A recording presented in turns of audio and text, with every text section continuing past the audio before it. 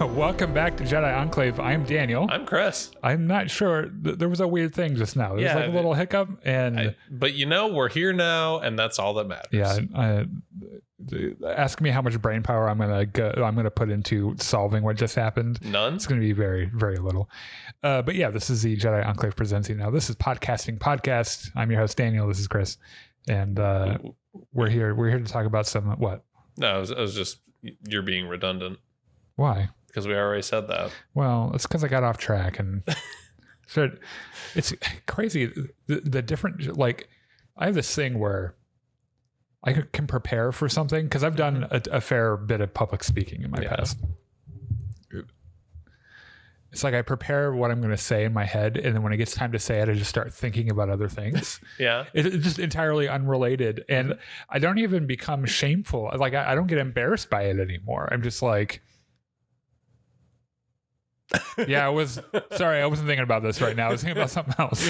Anyway. Sorry, I was thinking about X-Wings. Yeah. It was Anyway, this is our weekly podcast about science fiction, Star Wars things that we enjoy. Most of what we're doing today is Skeleton Crew. However, did you see, James Gunn's making a new Superman? Mm-hmm. First, the Snyder Cut bros are real upset about it. Because they get upset. Because that was the definitive Superman movie, and blah blah blah. So the trailer is coming out tomorrow. Mm-hmm. Today there was a trailer for the trailer. Of course, because that's the hellscape we live in now. And yesterday there was a teaser for the trailer. Yes. Oh my god. And the cool thing about it though is that in the little thing yesterday. It would appear that the composer for that film is using some of John Williams's original Superman material. Okay. Which is really cool because that's one of the best film scores ever written. And I don't want to make anyone mad because I know that there are going to be people. That is a lie. You love making people mad. Well, it depends on what I'm making them mad about. Okay. There are people who will watch this who don't know any better, and it doesn't mean that you're stupid, that really like Hans Zimmer, right? Mm-hmm. And I'm not saying that there isn't anything there not to like, right? Like maybe you like certain sounds or whatever. Sure. But he's a fucking joke as a composer, and not a lot of people realize that he has a stable of enslaved composers that live in his basement, right? That he makes write all the things that he's actually credited for. Right. He writes very little of the music that he writes. Well, he writes credited for it. Yeah, writes. And it's I have a friend who works in film scoring in Hollywood, and when he was just out of his master's degree, and I'm not going to say who it is, applied to work with Hans Zimmer, and they were like, "Okay, we'll bring you on as an intern, but we will not pay you." Oh. And he was like, "But I live in Los Angeles. It's incredibly expensive. It costs a lot to live here. And you know that because you live here too. May I please have some money so that I can, buy food and shelter?" And he got a lecture about how this is the problem with younger professionals, is that they don't know a privilege when one comes along. And it's like, since then, this guy is like the friend I'm talking about has written music for the Oscars and the Academy Awards and like some pretty big things. And he didn't need that, and he told him to fuck off. He's like, "No, I'm not, like, even Hans Zimmer. I'm not going to, whatever." Always know what you're worth. Yeah. And refuse to take less than it. Yeah. What was I? Oh yeah. His music for Superman sucks. Yeah. And I'm sorry. Okay. If you like Hans Zimmer's music for Superman, that's fine. You're allowed to like it. I'm glad you did. Mm-hmm. It just so happens that you and I are both professional musicians. Yeah. Like classically trained professional musicians. Yeah. And, I could go out and ask a random person to whistle the tune for John Williams' Superman. And like everyone's going to know it. And you're like, "Okay, what was the theme for Hans Zimmer's Superman?" And they're going to be like, Was there one interval in it? It was a perfect fourth. Okay. That was the Superman theme. Was one, like, two notes. This note, and then it goes up to here. And that was it. There was a summer that you and I were doing musical. It was the summer. We've gone way off Star Wars, by the way. But anyway, go ahead. It was the summer after The Dark Knight came out. Yeah. No, it was the summer of The Dark Knight. The Dark Knight. That's right. And like at one intermission at this musical, like the cast was doing something or other, and you were just like, okay, cellos, you're gonna play D to F natural, go that. Minor third. All right, trombone. Yeah. And the entire cast just stopped and looked at us, and they were like, yeah, we had gone to see the movie, and I taught the whole thing by rote to the orchestra, just like within a couple of minutes. Yeah, it was that has nothing to say about my abilities to teach by rote. Yeah, just that's how like the very lean and simple his themes are. Anyway, let's get back to Star Wars. Anyway, the Superman has a trailer coming out tomorrow, and with everything these days, it's people are very divided about it, and it's going to end up being a culture war thing, and it's woke, or it's this, or it's that. It's kind of like the Game Awards last week. I think a couple of trailers dropped, right, for a couple of games. Many trailers, yes. And then like there are a couple that the real butthurt gamer boys are really upset about because like one of them features a female that they can't just openly masturbate to. Oh, this is slightly off track, but Civilization 7 revealed that their next world leader that you can play as is Harriet Tubman, and the Nazis on Twitter were really upset about that. The Nazis at Twitter, aka all Twitter. Yeah. Anyway, man, we went through a weird roller coaster of themes just now. There isn't a lot of Star Wars. I don't think there's any Star Wars news. And the Superman thing was like the one like nerdy thing. Do you want to just get to Skeleton Crew? Yeah. Yes. And I've watched this twice. So normally what we do, I watch it at night, and then my partner comes home from work the next day, and we watch it like when he gets home from work, which is good because it gives me a chance to like, process and then fill in the blanks. Okay, let's do a quick spoiler free. Okay. This was a Neil episode. Yes, very definitely. And I love Neil. Yeah. And I love Neil. I didn't love this episode. Really? Yeah. It's out of the 4 that we've seen, it's my least favorite. Okay. Despite all the great Neil stuff, which is to me kind of separate, right? It was kind of, I don't know. There were some weird things about it that the pacing of the episode was very strange to me. Yeah. I do like that they answered at least a few of the questions that they were setting up earlier on. Yes, and by doing so asked about 10 more questions, which is good writing. You never want to reveal everything halfway through your season. So yes, I'm glad that they're playing with the mystery and everything, and they're definitely developing the characters, which is good. Definitely. But maybe it's because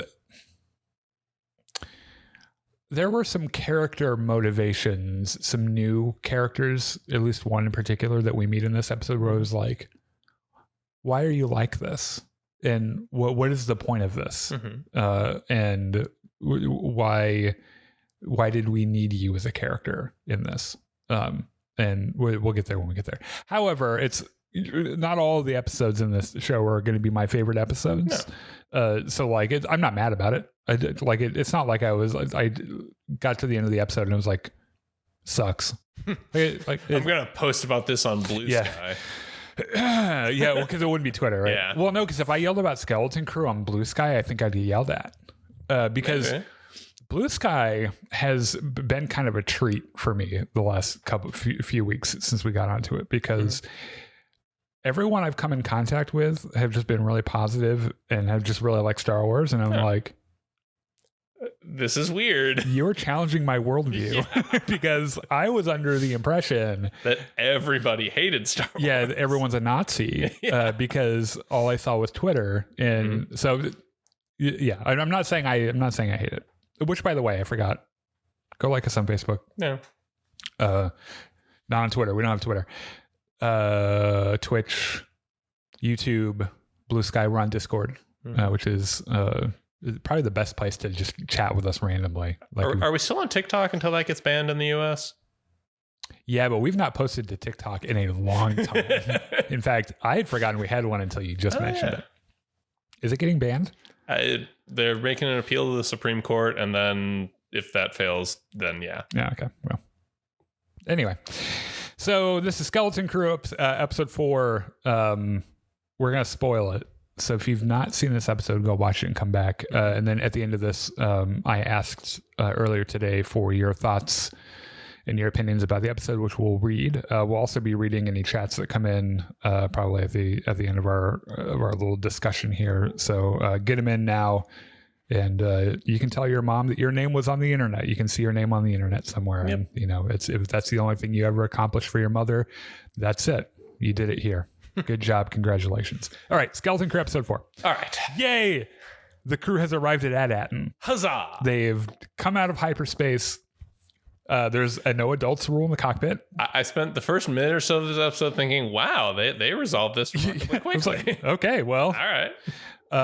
Roll credits, I guess. Yeah, we're done. I guess mystery's over. What's the rest Yay. of the season Jude Law gets his treasure. Yeah. Neil marries what's her face in the whatever in the school, and Wim's father loves him again, or whatever.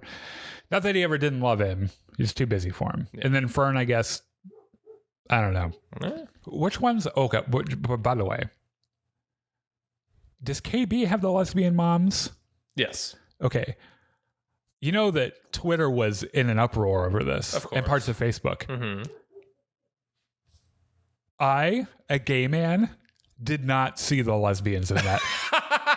I swear to God, I saw things on there about there being lesbian moms, and I was like, where? Because I don't remember. Like, there's that one scene at the beginning of the episode with the parents, and I was not watching that carefully. So, like, you've got to be really looking for something just to be pissy about. Although, between that and the lesbian space witches in Acolyte, that was more overt. Star Wars lesbians have been having a moment. Yeah, and good for them. Yeah. You know what? Good for them. They deserve it. I think I like them better as lesbian space witches. Because they're way more dangerous. Yeah. I would not fuck with them. So anyway, I like that they've instituted a no adults in the cockpit thing, because they've come to this agreement now where Jude Law works for them, not the other way around, and it's not a partnership. So they like kick him out of the cockpit. And I like how he's just humoring them. Yeah. He's just like, okay, if you really think you can fly the ship. Like, on one hand, he's like, fucking, you know what? They'll just shut up. It's easier than arguing. Yes, right. I'm just going to do this. But like, on the other hand, SM-33 might kill him. Yeah. And he's like, oh, actually, I don't know how I would deal with that. So you know what? It's probably better if I just do this. So they land the ship. Well, they go to land the ship, and like it shakes a little bit. And SM-33 says, yeah, we're locked in a autopilot landing sequence. I'm just they're turn pulling us off, in. And I will land the ship myself. There's a little moment where Wim is really disappointed because the adventure's over. We were having fun, and now we're home, and everything's gonna suck again because I live in the suburbs. I'm starting to get this feeling that Wim could never see his dad again, and he wouldn't care. As long as he kept having adventures. Yeah, I think he would just forget about it. He would probably be the perfect Jedi candidate, honestly. Yeah. Like if he ended up being super Force sensitive. Although excitement, adventure, a Jedi craves not these things. Yeah, they all do though. Like we know they do. Yeah. Except for Yoda. Even though I've seen that man beat people to death with a battle axe. So that's like 4 times his size. Right. Yeah. So yeah, they get locked in an auto landing thing. 33, which is what we're calling him now, I guess. Yeah. This is what they called him in the episode. Because they can't just come out and call him Smee. Right. That'll be a little too overt. Yeah. Mm-hmm. So they land and something isn't quite right. Yeah, they're in like this blasted field, and there's like smoke everywhere. It's like a playground. They land like right next to a playground or something, and everything's all fucked up and dilapidated. And they walk up, and like you can see the houses like sort of look like the houses on Ad-Atten, except they're incredibly fucked up. Yeah, they look like the north side of Decatur. Like it's really like it doesn't look very good at all. Mm-hmm. And that's where I live. Oh yeah, but before the kids go off to explore, Fern tells SM-33, hey, keep Jude Law on the ship. Right, yeah. Because SM-33 is like initiating babysitting sequence. Yeah. Get on the ship, baby. Come on, baby. Goo goo gaga, baby. Yeah, that was, I was going to get there, but like Jude Law, before this happens, steps off the ramp and he's like, yo, this is Ad-Atten. looks like shit. Yeah. This place looks like shit. Where's the fucking treasure? A planet like this doesn't have treasure. This place is a fucking dump. And that's where they institute the babysitting protocol. They go into one of the houses because they all live in like those cookie cutter, like suburbia houses, except for Fern. Maybe I think she lives in one of the nicer ones because her mom's under secretary. She lives Karen. in the gated community. Right. Yeah. Only white people live there probably, and no aliens. So everything is overgrown and kind of all the windows are broken and shit. And they're like, everything looks exactly like At-Atten, but the kids are like, this is not At-Atten. No. We were just here 2 days ago. It did not look like this. There's no way this would all be so fucked up. So they start throwing around some theories, and they kind of start to wonder if this isn't a planet like At-Atten that was also hidden, like one of the old Republic jewels or whatever the fuck. Yeah. I was going to say, like, if you recall the last episode, Kim actually straight up said there were 12 of these jewels of the old Republic. Right. Which were hidden for various reasons. But she also said they're all destroyed. Yes. Except for At-Atten. So, meanwhile, while he's being babysat, Jude Law rifles through some of the shit on the ship, and he finds like the creepy holo projector with the Star Wars holiday celebration carnival music, and he's like, "Oh fuck, turn that off!" And he finds Wim's credits, and he's like, "Now we're talking some fucking treasure." And he like bites it and shit, and he's like, "I just broke a tooth, but now I'm rich." And he's like, I will put that in my pocket for later. And SM-33 fucking busts him for thieving. Yeah. And Jude Law's like, hey. Wait a minute. Aren't you a pirate? Yeah. Like, shouldn't you be in favor of thievery? Yeah. Also, I'm Jude Law. Take your fucking hands off me. And he's like, all right. That's a fair point.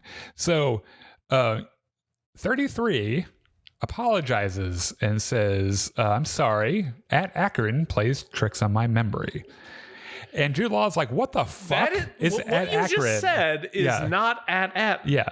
And so he's like, well, okay. Can't say I remember no At-Atten. So he asks him about At-Atten, and he for like the third time this season, he says, I can't say I remember anything about no At-Atten.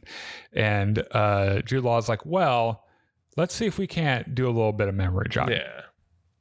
Yeah. The kids are exploring around on the planet. Wim, of course, has a stick lightsaber because that's what he does. Course. And I think it's a neat detail that like Neil has allergies, and he's like doing little sneezes with his little trumpet trunk and shit. And they find a giant like headless statue. Yeah. And the one thing that I love so much about this show is they nail these like certain little things that kids do. And it comes off as so authentic. And one of them is Wim says, oh, it's King No Head.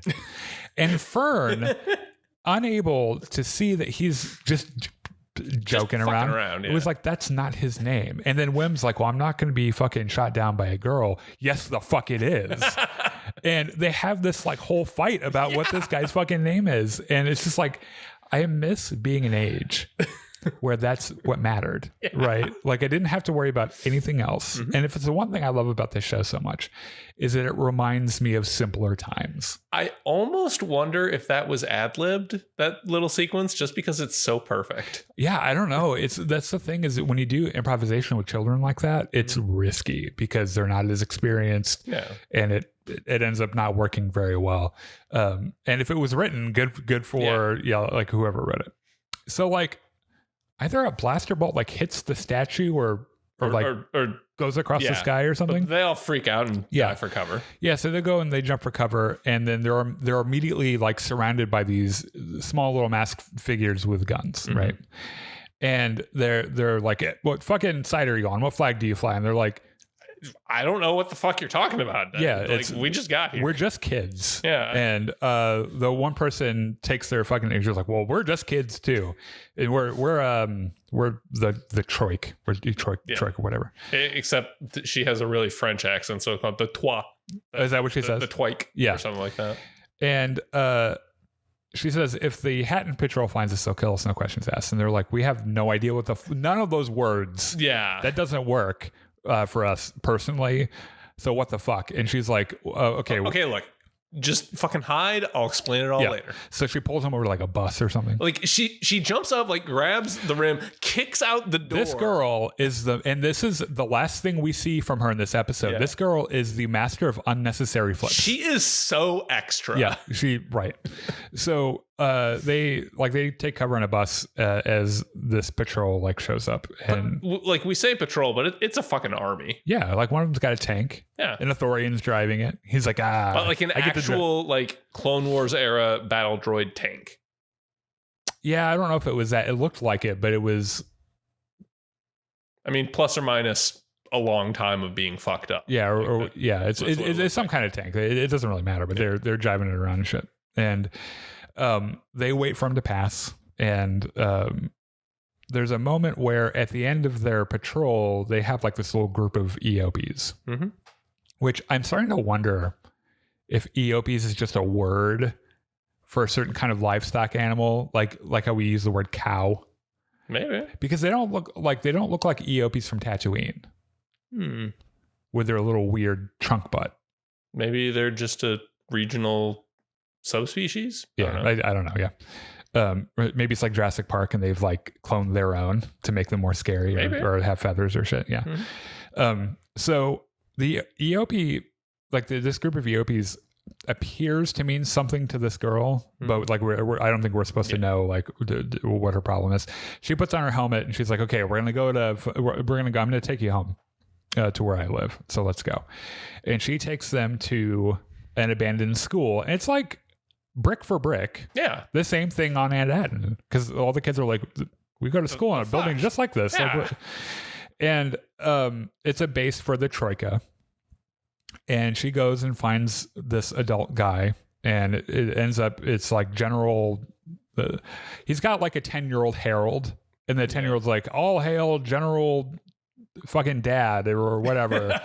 Leader of the Troika, first of his name, blah, blah, blah, blah, blah. And all the kids are like, are we supposed to be impressed? Who the fuck is that? So they meet this guy, and he asks them if they're warriors, and Neil's like, "No, you stupid fuck, we're kids."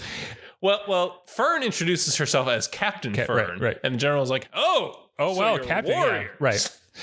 And I like how this is where you start to notice that it's this guy, a couple of adults, and the rest of them are kids, and is where I started in this episode to wonder what the fuck is going on, because, and this is one of the problems I had with this episode, and I'll develop it a little bit as we go along in the story, but I'm pretty sure that maybe these older people are just teachers that started a kid army or something. Maybe. I don't know what the fuck's going on. But Neil's like, "We're kids," and like, so are most of you guys. What the fuck? And the general guy's like, "Well, on this planet, we treat our kids as adults." And he's like, "On your feet, soldiers!" And they're like, "Oh fuck, what have we gotten into?" Yeah. And like, "You're gonna go fucking train with our guns." Well, first he asks him, he's like, "What the fuck do you guys want?" And Fern's like, "Directions home to Ad-Atten." And they're like, "We have no idea what the fuck or where the fuck that is." And then his daughter, the girl that they met on the street or whatever, it's like, "Hey, can't we just go to the Fallen Sanctum?" Yeah, because there are weird carvings up there, and maybe and the general guy is like, "Okay, well the journey is really dangerous, and maybe you could be of use, and you can train with us, and we'll see if you're worthy enough to make the trip." So we're going to conscript you into our child soldier army. Right. Which again, is not morally ambiguous. Right. And I was like, who the fuck is this guy? Yeah. And at some point, even the girl's like, "Yeah, when he fucking dies, I'm going to take over. And, I'll be the leader or whatever." So meanwhile, Jude Law takes 33 down the ramp of the ship and asks him if he remembers anything about Ad-Atten. And the treasurer is like, "Look around and, tell me everything you know." And he's like, "Yeah, I remember these warriors. We snuck past them." Yeah. And Jude Law's like, "What fucking warriors? I'm sorry, what warriors?" And they're surrounded by warriors. And he's great, first of all, detail and delivery by Jude Law, where he just puts his hands up and he's like, "You know what? Just fucking shoot me." Like, I'm over it. I'm done. Nothing is worth this much. Like, nothing makes sense anymore. You might as well just fucking put me out of my misery. Yes. So, okay, this is where we get to the part of the episode where the children are training with real guns. Yes. And it's weird and fucked up, and apparently Neil is the only one that's like, guys, what the fuck? what are we doing? Yeah. But Wim, who's like, oh my god, it's a gun. Yeah. Right? Like everyone's real stoked. She's having a great time. Yeah. And so he talks to the girls, which, by the way, what is her name? I can't remember her name. I don't remember. I don't know. I'm if sure they it's ever, on Wikipedia. Yeah, I don't know if they ever gave her a name. They did. Oh, okay. Definitely did. Becky. We're going to call her Becky. Okay. So he talks to like, Becky. all right, you clearly don't like these guns. Let me show you the really big gun we have. But first, let's stop by the cafeteria and get some lunch. Yeah. So Neil immediately is like, I'm more of a lover, not a fighter. If you know what I mean. And she's like, oh, you want to go see my giant gun? And he's like, yes, please. I'm prepubescent. I don't know what innuendo is. Right. Yeah. He's got a couple more years. Yeah. So she takes him to the roof, which is, I think, where most of everyone, like, they live on the roof, I think. And there's like a tent city put up there. And he's like, wow, this is really fucked up. Yeah. They get in line for their food. And she starts to explain, like, she's like, okay, so the other guys, Hattons or whatever the fuck, stole our Eopies. So like we went and shot some of their kids, and then like this whole thing is this like the spiraling escalation, and you know, and Neil's like, that's kind of stupid. Yeah, he's like, why don't you just like apologize? That's dumb. That's the dumbest shit in the world. And God bless his heart, Neil gets his food and he notices that there are a couple of hungry kids and just gives them his food because Neil is a treasure. He's too pure for this world. We're all wondering what the treasure on Atten is, and we know what it is. It's fucking Neil. And so he gives his food away, and Becky's like, oh, wow. Yeah. No one really does that. Yeah. Good job. Yeah. Anyway. You want to see my big gun now? Look at this gigantic gun. She pulls out like a big fucking turbo laser from the roof. And a literal Chekhov's gun, by the way, because this never pays off so far. Well, the definition of a Chekhov's gun is that it does pay off. So it's like the unchekhov's gun. Yeah. It is. Now that you mention it, it is weird that they... I don't know. Maybe next episode. Yeah. But... Yeah, I don't know. So she pulls out the turbo laser, big fucking turbo laser, and she's like, yeah, this is what keeps us safe. It's on the roof and shit. And Neil's like, you know what? This fucking sucks. Like, you guys are at war all the time. You're a literal child soldier. Yeah. How are you okay with this? This entire place sucks, and I hate it. And you personally, because I think I might actually be in love with you now. Yeah. And plus everyone else deserves better. And she's like, your planet doesn't have war. And he's like, no, bitch, we have slapball. And I'm real fucking good at it. And I like... The most excitement I've ever had in my entire fucking life is my little brother, literally a third my size, stole my protractor and ran away with it. And I tried to fight him and he sat on my head. That's the closest to combat I've ever been. What the fuck? See, this is why Jude Law didn't throw Neil in one of the laser turbo lasers. He'd have been like, on the ship. Oh, no, I don't think so. Yeah. Yeah. He'd like wave at the X-Wing pilots. Hi, guys. Hey. So Becky's like, so you must be like a pretty weak clan. He's like, yeah, but you know what? We don't have to fight for our next meal. So who's the fucking moron here, really? And I mean, he doesn't actually say that because Neil's too sweet. Yeah, and I think he might actually start crushing on this girl like immediately. Yeah. And so he mentions their like cycle of violence and shit. And he's like, you could do this. You could just say you're sorry and you can make peace. It's that fucking easy. And she's like, that is not how things work here or anywhere else. You're from, I don't know where the fuck you're from, kid, but that's crazy that you just said that. So the kids are still shooting guns. Yes. The other kids, everyone minus Neil. Yep. It turns out KB is like really good at shooting guns. It's the cyborg parts. Somehow very bad at high fives. which you win some, you lose some. I'm not even really that surprised by. Yeah. I would expect her not to be very good at that. So Neil comes back and Wim is like, hey, check this out. Wim pulls out the biggest fucking gun they have. Yes. Wim just wants to show off in front of Neil. And everyone's like, hey, maybe that's not a good idea. Wim's like, fuck you, I'm going to shoot this. Goes flying 10 feet. They're like, why don't you put the dial to 1? And he's like, fuck you, don't tell me what to do. Puts it to 11. It reminds me, did I ever tell you about the first time I ever shot a gun? What happened? Well, my dad gave me a 12 gauge. Okay. And I was like, I don't know, 6. I assume it put you straight on your ass. It broke my collarbone. Because I didn't hold it the right way, right? Yeah. And it broke my collarbone. So I broke my right collarbone with a fucking shotgun. Why did your dad give you a shotgun? I don't know. Wouldn't it have made more sense to start like a 22 or something small? Or a BB gun. Or a Nerf gun. Yeah. I don't know. Anyway. He's in the military. He was in the military. So, by the way, I was not allowed to shoot a gun for a long time after that. Probably a good idea. Yeah. So General Dad shows up and says, hey. Yeah, after Wim nearly fucking dies, by the way, from shooting this giant gun turned to 11. Turns up and says, hey, you kids, you're clearly training very hard. Decided to give you a great honor. Yeah. You're going to lead us into battle against the Hat. Don't thank me. Thank me after. Mm-hmm. I like how Friend immediately was like, no, thanks. That's a really stupid idea. Yeah. In fact, I think we're going to go now. We don't want to be here anymore. And they're like, oh no, that's not what we do here.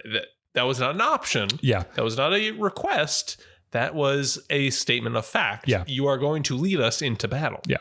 And we cut straight to the raiding party, right? And they force these kids on the fucking front line. Mm. And I don't understand.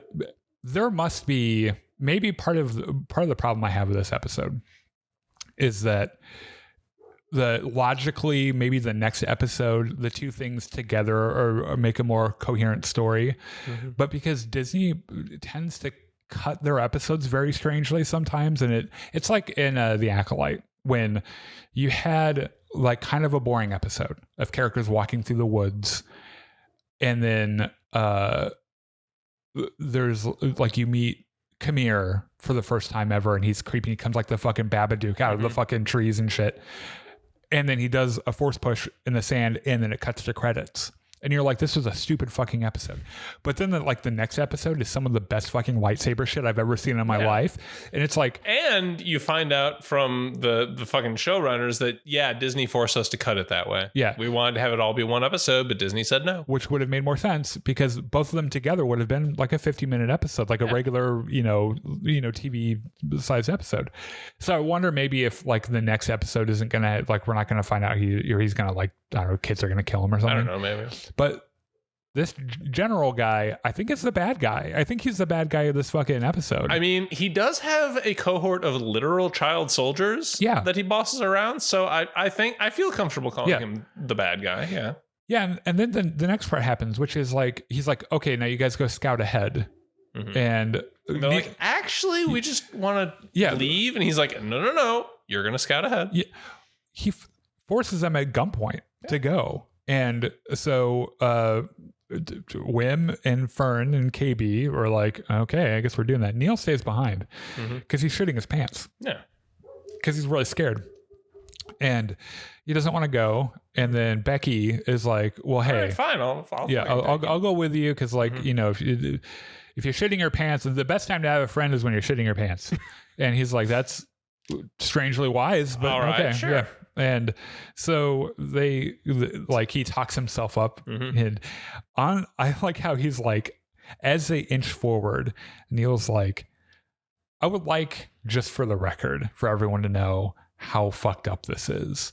And your dad is a bastard. Mm-hmm. And honestly, I'm not sure how I feel about you now that you're kind of not speaking up against this and shit. Yeah. And they're just kind of inching forward and he's trying to work himself up so he can And then who should come out of the mist? Yeah. But motherfucking Jude Law just kind of comes out of the, well, hold on a second. Before that, I want to hit on a couple of things because Neil makes a point. He's like, holding the guns thing Like that's not what's super brave. Like the super brave thing would be to make peace. And Becky is like, okay. That's interesting. Heard. Yes. But we are doing a raid. Yeah. So get your fucking gun up. And that's where we see Jude Law. And so it turns out that Jude Law and SM-33 were captured, and he just brokered a deal with the stolen credits. Yeah. He's like, I'll just buy your EOBs and return them. And they're like, fine, fuck it. Whatever. And like, I don't know, with a few credits, I think he maybe solved peace on the planet. Maybe? Yeah. Because he shows up and all the fucking EOPs just like kind of come with him.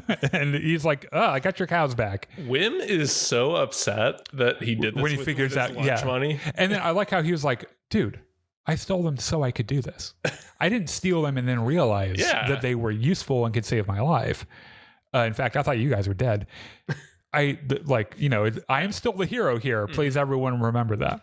And so General Dad is like, all right, well, we got what we came for. We're going home now. So you can have your choice of any weapons or hides. And he's like, I'll just take the fucking kids. I'll have the kids.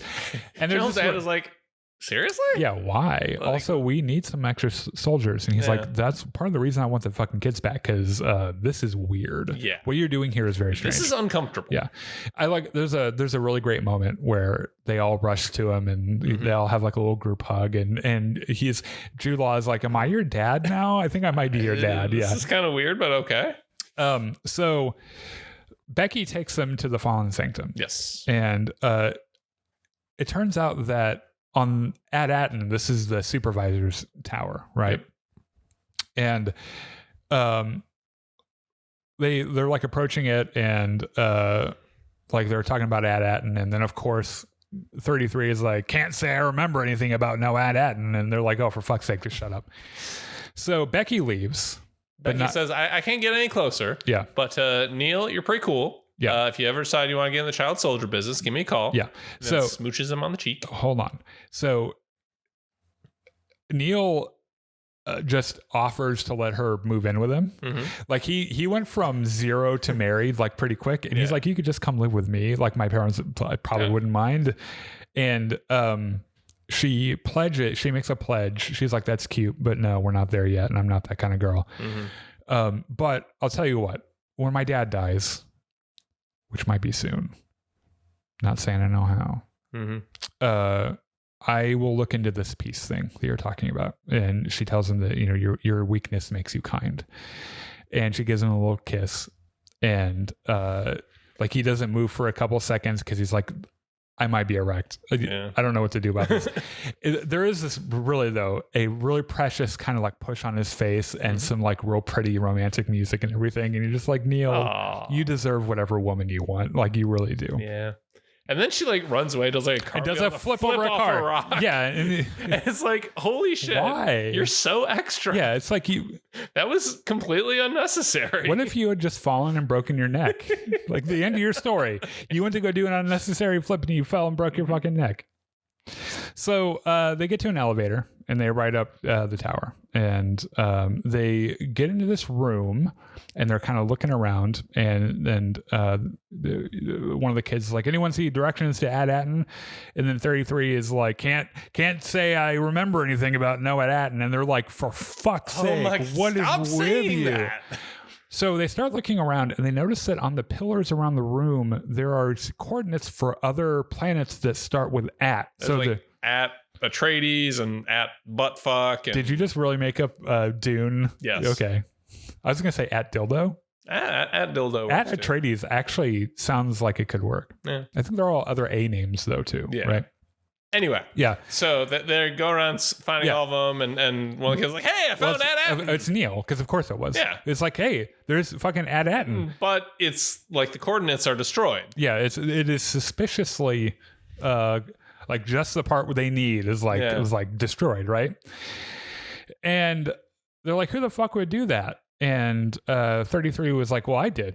I did it when I was here before with my old captain, and everyone like turns and looks at him. I'm like, what? Excuse me? And they're like, why would you destroy their coordinates to At-At? And he's like, I can't say I remember anything on At-At. And then they're like, and Fern just like something snaps and like her eye twitches and she's like, stop fucking saying that. And she gets real frustrated and she goes over to the window and looks longingly at it, and Wim comes over because I'm pretty sure they're going to hook up at some point when they're older. I mean, like they're going to give each other cooties. She is like, I have no idea what I'm doing. I should not have been the captain. This shouldn't come as a surprise to anyone. I'm literally like 11 fucking years old. I'm in over my head here. I do not want to do this anymore. Yeah. And Wim is like, yeah, but like, can't you just keep it? Like, we're so fucking close. Yeah. We almost know where At-At is. Like, you're awesome. Can you just get us home? Pull us together. And she's like, no, I can't just, like, you can't just tell me I'm awesome and then expect me to do things. I'm not a droid. I don't do whatever you tell me. Hold on. She does say that he would have made a better captain. And his face says, I know. But but Wim is a class act. Yeah. And so he was like, I wouldn't have gotten us this far. Like, you know, you really are kind of amazing. And I won't lie, and this may be a surprise to you, was not your hugest fan when we first met. After you showed up in Stellar Discovery, before that you were fine, but then that happened. But like, I kind of dig it. You being the captain, and they have this conversation, and she has this thought about droids do whatever you tell them, right? And so she comes up and says something about At-At, and again in front of 33, and he does the can't say I remember, and she's like, well, what if that was an order? Like, what if he literally can't? And so she pulls the same thing she did on an anti-droid, where she's like, memory override alpha, whatever fuck. I'm your captain. Yeah. You're going to remember everything you fucking ever knew about At-At. And 33 goes, I do remember At-At. Wait a minute. Yeah. And so he tells this whole story, and he's like, yeah, we came here. Captain killed everyone who saw the coordinates. And oh God, he ordered me to kill whoever came along and started asking about it. So I guess I go into horror movie mode now. Time to tear you limb from limb. Yeah. Let's go. And his limbs extend, and he gets real like, and this scary works and incredibly well because we saw him beat the shit out of like a billion pirates. Right. Yeah. He's real scary, and he because he's got a peg leg because of course he does. Yeah. But he also kind of like hunches over, and then when he pulls himself up, he's really big. Like he's a big droid, and he is like, I think he's going after Fern or Wim or something, right? Fern, Wim, and KB. Yeah. And Neil like fucking gets his chucks moment. A rock at he it. Gets his moment of bravery, and he like throws a rock, and he's like, hey, fuck face. And like 33 turns around, he's like, oh, I guess I'm tearing you limb from limb. And like, was it Neil or Jude Law? Someone hits his off button. Jude Law does. Okay. Like Jude Law sneaks up from the side and gets the off button just when he's about to grab Yeah. Neil. And so he just like kind of like falls over on top of Neil and shit. And Neil is so pleased with himself. And just as he's starting to bask in his glory, he just faints. Yeah. Like fucking unconscious. Just passes the fuck out. And this is where they ended the episode. It's such a weird place to end an episode. It was kind of like, was there? This should have been 20 more minutes long because it felt like they had a first act and a second act, but there was no third act to this. Yeah, if that makes sense. Yeah. Now, like I said, next week's episode will probably be like the arc for this, like this location or whatever.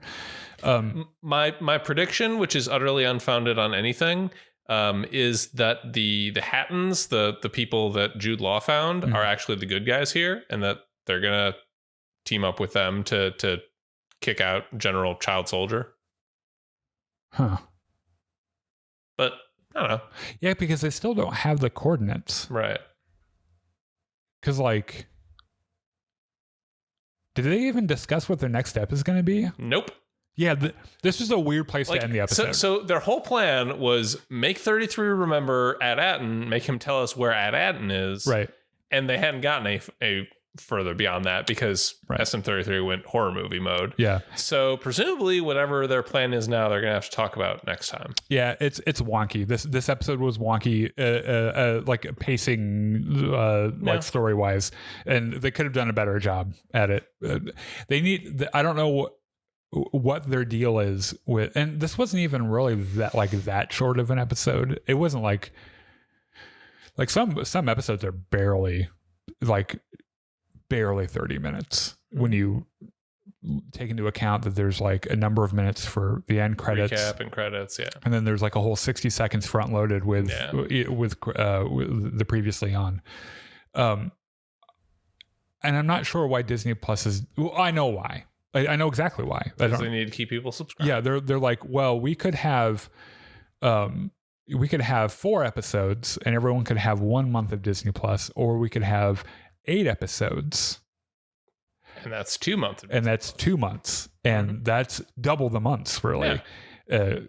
Any math experts out there. And that's why. And when you start making story decisions based on that, and you start making editing decisions based on that, shit like this happens, or shit like in The Acolyte happens, where you have an episode where like without the other part of the story, it sucks on its own. And it's not a very satisfying place to leave the story until next week. You get a worse product. Yeah. Now you go back and watch The Acolyte and you watch those 2 episodes together. It's fucking cool. Like, it's really neat, but it's just they cut it in a really weird, wonky way.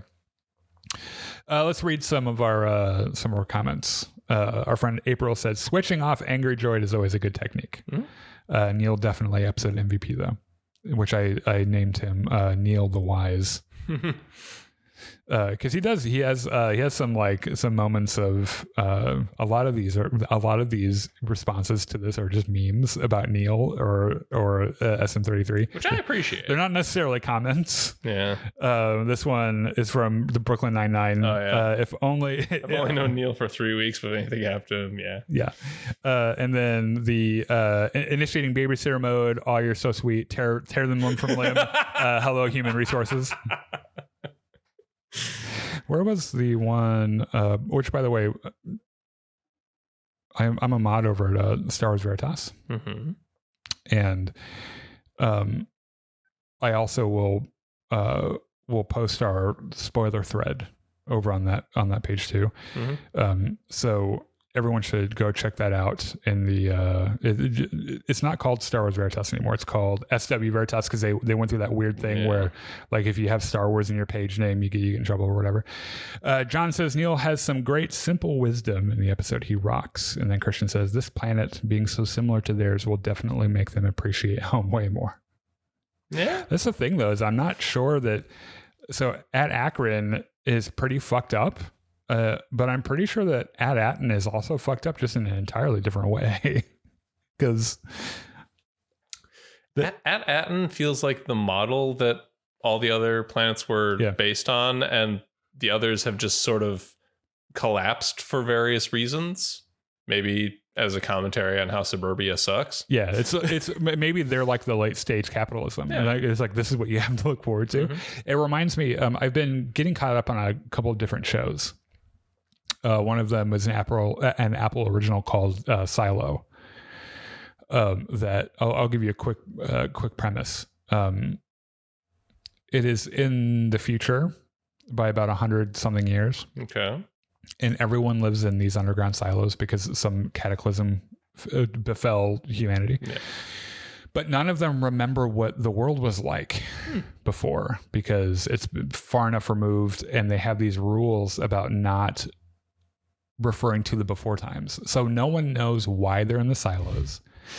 They don't know anything about the world around them other than if they go outside of the silo, they die. And they have like one cardinal rule, which is you're not allowed to say that you want to go outside, because then they put you outside regardless of if you want to go or not. And it's like the big cardinal crime of the society or whatever. Brief spoilers for Silo. At the end, you find out that there are a bunch of other silos. Of course. And in one of the other silos, that like theirs fell apart. And it was a whole bunch like this, where like you start off in a silo that is well ordered. Everyone's following the rules, everything. And then this other thing where it's like, oh, half of it's submerged in water and everyone's dead, you know? And then I also, have you heard about Secret Level? I've heard about it. I haven't had the time to sit down and actually watch it. I binged all of it in like a day because it's also really cool. It's like an animated, based on a bunch of video games. Yeah, it's like an anthology thing where they're short episodes and every one is based off of like the first one's like a Dungeons and Dragons thing, and then there's a Pac-Man episode that is really disturbing, but they're all really good too. We've got a couple minutes. We got about 10 minutes. Shall we talk about Dune Prophecy? I think we should. Part 5. This was my favorite episode so far. Like some shit was happening. Remind me what happens in the beginning, and then I'll remember the rest of it. Oh, let's see. So, because I watched it on Sunday. Desmond, what's his name, is putting together his secret police. Spoilers, by the way. Yeah. Oh, yeah. And presents them to the Emperor, and the Emperor's like, "Hey, great, you're my secret police. You're gonna root out the insurgents now." Gestapo. Yeah. And like the princess storms out afterwards, and she's like, "Yeah, I did my fucking job here. I'm out of here." Dad, we're not gonna be space Nazis. Fuck you. Turns out that Prince Constantine, the Emperor's bastard, is actually he is pretty, by the way. He's the son of a sister. Makes sense because she's very pretty as well. Yes. So like now I understand why he looks the way he looks. So this sister shows up to the palace, and right away the Emperor's like, "Oh, are we doing this again?" Oh, there is visibly a connection between them that they explain a little bit later. Something about a technique called imprinting or something, where like she's like, "I fucked him, now he's mine." Like that's pretty much I think what it is. Yeah. And I think she's there to. So she is there as part of Valia's plan to get back into the Emperor's good graces. Yes, right, get sisters in the Emperor's good graces.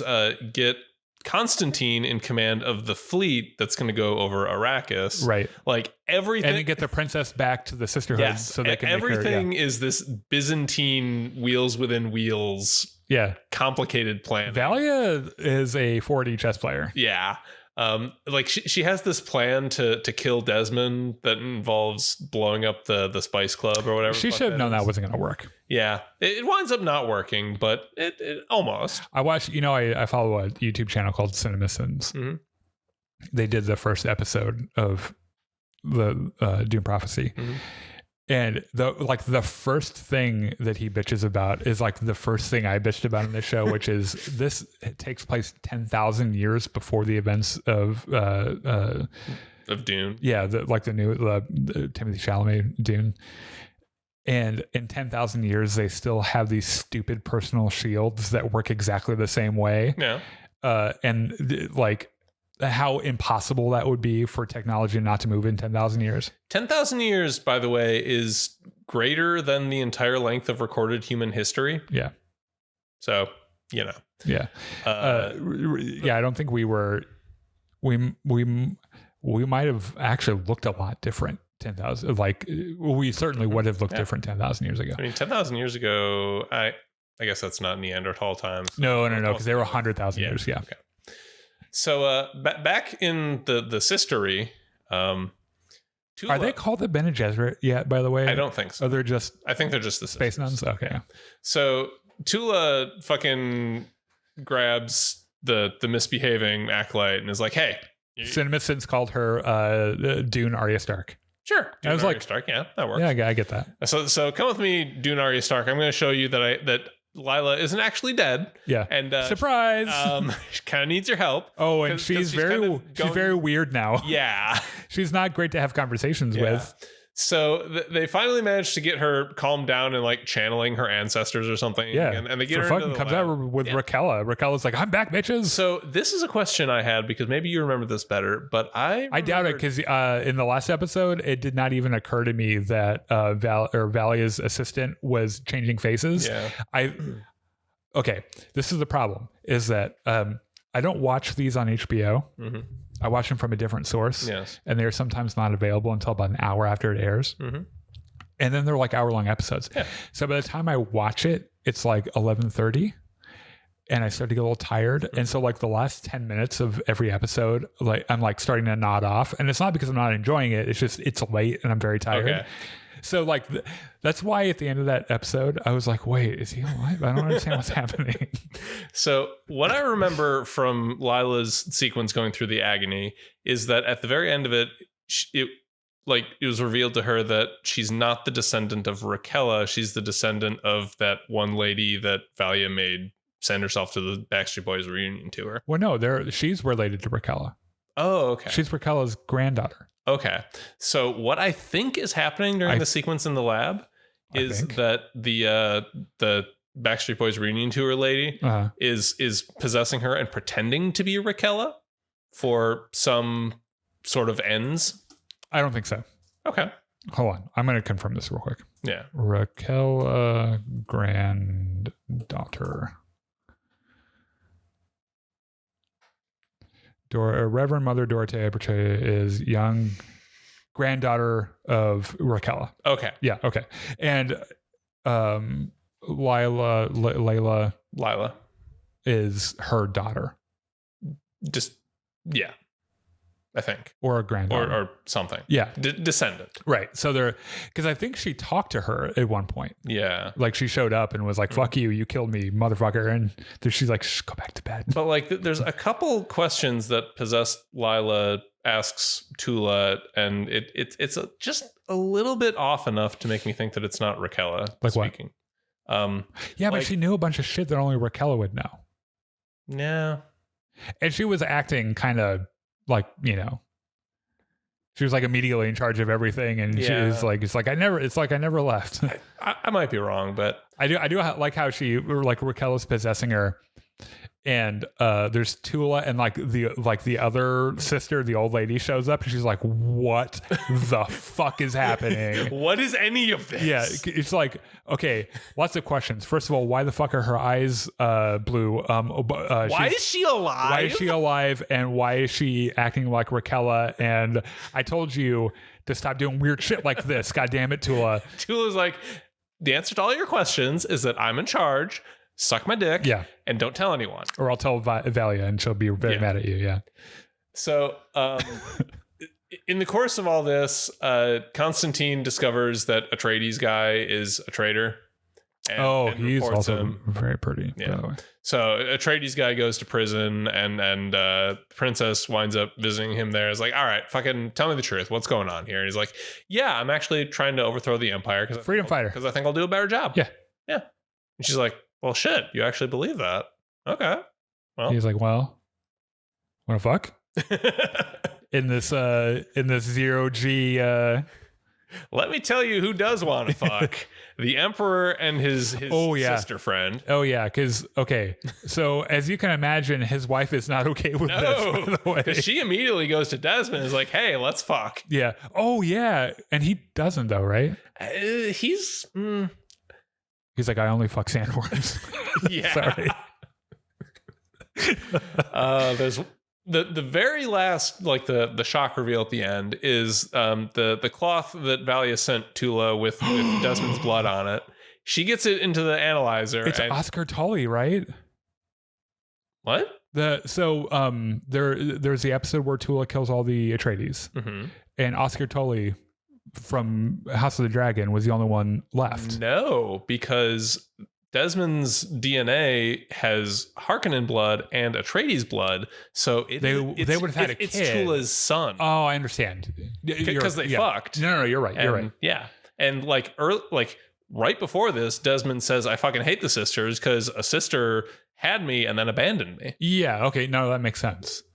He's probably conceived the night before she fucking murdered his entire like hours before she murdered all of them. So his entire character arc, or his entire character motivation is mommy problems. Yes. That tracks on so many different levels. Also, the guy you were thinking of, Oscar Tully, he would be Atreides Swordmaster's father, probably? Because he was like the only Atreides that survived that. Right. Yeah, I think you're right. Right, because she was Tula was like in her mid-20s probably, something like that. Yeah, and I think he was about the same age. Yeah, so the ages would work out. They're like 30 years removed. I think it's like 30 years later. Yeah, I think you're right. Yeah. So I don't know what to think about Desmond's. The actor hams up every scene he's in, which I think is really good for the character because like he's kind of eccentric and very weird, and his eyes really bother me, and I think it's because like one of his pupils are like really dilated and the other one isn't, because I don't think they're different colors, right? I don't think so. Yeah, I think if you look at his eyes, like one of his pupils is like the size of a fucking dinner plate, and then the other one's like normal size. The energy he gives off just between his appearance and his behavior kind of reminds me of MCU Thor when he's trying to be goofy. Yeah, okay. Like the beginning of I think Love and Thunder, where he's adventuring with the Guardians of the Galaxy and being a goof. Yeah, he is kind of like that. Yeah. The murder plot against Desmond, it's like, he's got one of those shields, and like all he's got to do is like boop, because we know that explosions don't work on those shields from the Dune. Well, the thing is, like, he had just enough time to see it coming, and I think if he didn't, he might not have time to activate his shield. Yeah, I don't know. Yeah, so every plan she's had to deal with him has failed, because her first plan was, I'm gonna foil this assassination plot. I'm gonna use my really cool knife. I'm gonna kill the thing. And he's like, no, I'm gonna do that. That's my thing. My favorite part of this episode, by the way, is after the assassination plot fails and fucking Freeman's sister goes to see Valia, is like, okay, what the fuck do I do now? That is like, go back to Arrakis and run, girl. I am not going to betray my people for you. And the acolyte is like, well, actually, the sisters are your people. Yeah. And Freeman's sister is like, oh, that you sweet summer child. Yeah. Have you never met another Fremen before? Like, I bet you believe everything Valia tells you, don't you? Also, have you not seen Dune Part 1 or Part 2? Like, the Fremen are insanely connected to one another. Yeah. All right. That's going to be the end. Good show. Go watch it. It is. Yeah, it is a lot of fun. Terrible news. We will not be having a show next week because our show falls on Christmas Day. And we'll both be involved in various family things. So I'm not sure if we might just do 2 skeleton crews on like the next week or something. So, which is New Year's Day, which is... I care less about that. Yeah, maybe I'll buy us some champagne and we'll have little cute champagne flutes while we do it. So join us for that. It'll be 2 weeks from today. Otherwise, if you're celebrating Christmas, have a good Christmas. If you're celebrating other stuff, have a good whatever that is. Have a good whatever. And if you're not celebrating at all, go and enjoy Skeleton Crew when it comes out. That's celebration enough. See you later. Bye.